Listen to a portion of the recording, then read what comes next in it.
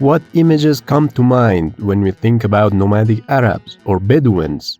Brown guys with beards in robes, riding camels and swinging swords? Well, based on what's written in the history books, you might actually be on the money. The Arabian Peninsula somehow seemed like the original inspiration for hell, scorching hot and utterly unbearable. Naturally, the Arabs dressed like they just stepped out of a shower, a dust shower that is. Loose robes and flowing turbans were all about keeping the sun from melting their brains. Not to mention the sandstorms, which frequently wreaked havoc and rearranged the surface of the desert. Most Arabs back then were nomads, living a lifestyle that offered all the glamour and excitement of a never-ending road trip, minus the air conditioning, decent food, and any actual destinations. They chewed on dried dates, crashed in tents, and rode camels across the landscape, all while keeping an eye out for bandits, rival tribes, and the ever-present threats of dehydration and death. But here's the thing. By the 6th century AD, everyone else seemed to be getting their act together. To the north, the Romans were at the height of their power and flexing their imperial muscles. The Persians to the east were busy building an empire to rival Rome's.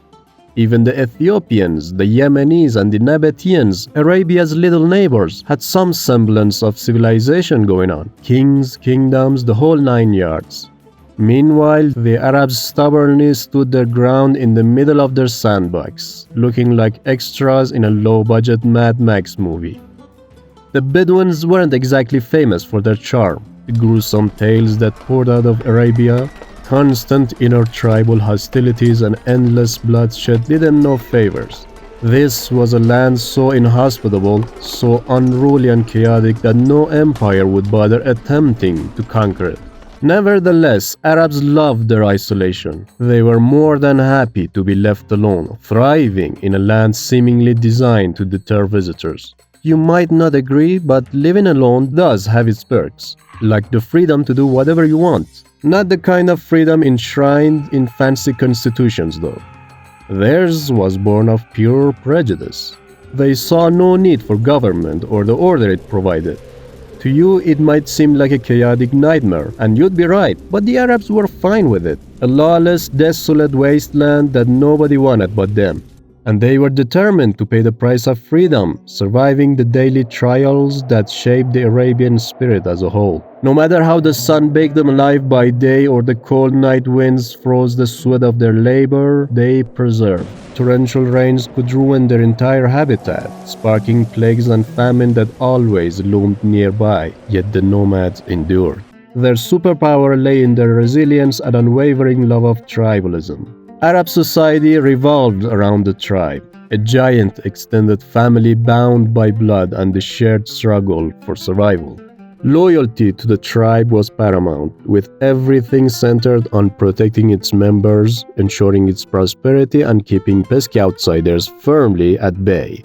For any tribe to prosper, it needed a proper base, such as a decent pasture, which was by no means easy to find.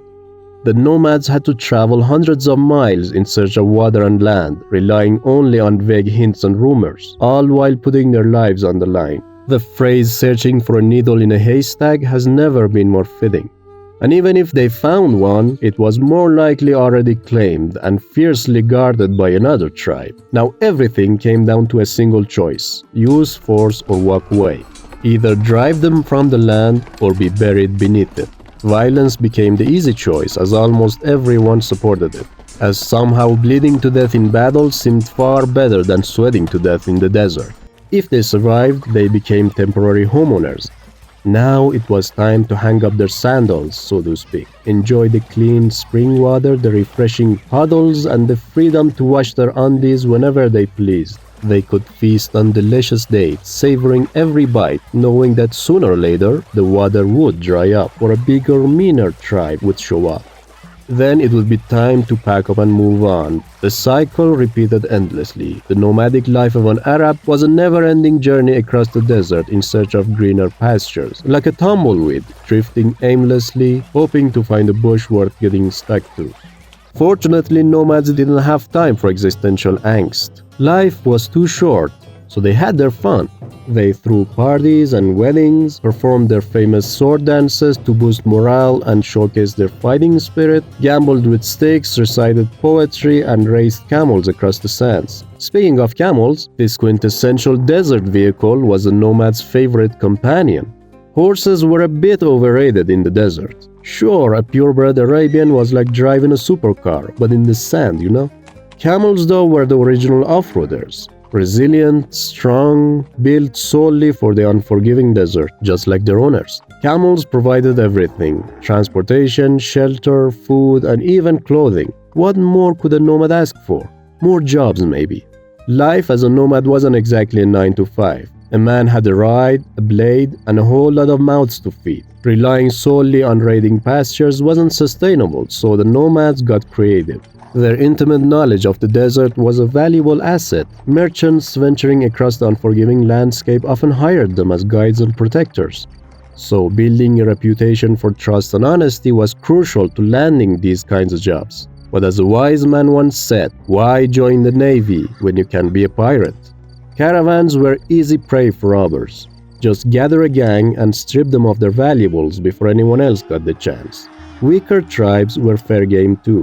Hostages, especially the bigwigs with deep pockets, were the most valuable commodities, making ransom negotiations a highly lucrative business. The process was simple. Kidnappers just had to contact the victimized tribe and name their price. The other tribe, desperate and furious, burned with the urge for revenge, but the chieftain faced a brutal dilemma. Paying the ransom meant being branded a coward, while refusing it risked a bloody war, one that could cost countless lives, including the hostages. Still, to be honest, losing a few family members was often preferable to losing face.